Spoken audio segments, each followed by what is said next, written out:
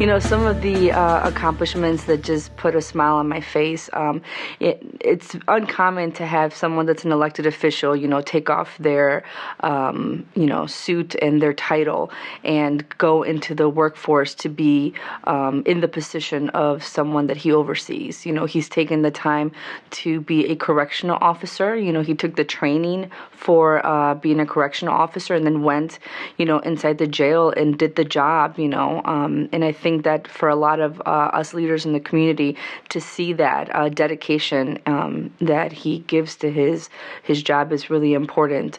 I've met him personally in the Lake County Jail while I was there. He's done a lot of good things for the community, for Lake County itself, for the Lake County Jail. He's helped a lot of people re-enter society.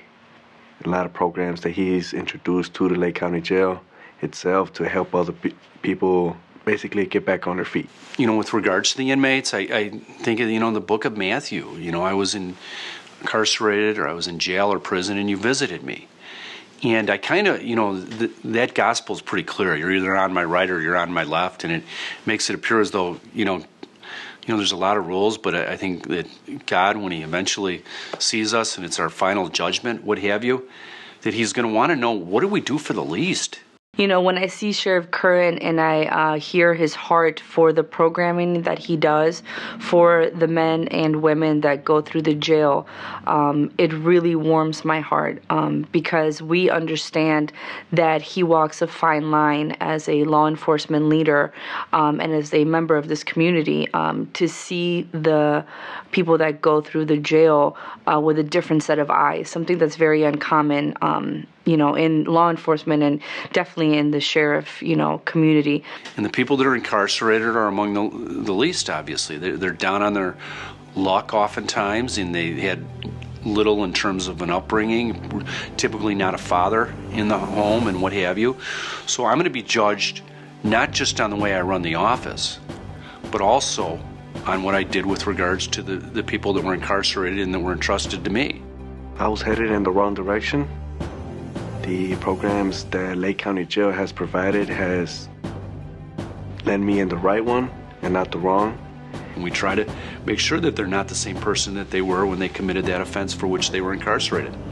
It's very, very important. It helps the safety. It has pretty much changed my life.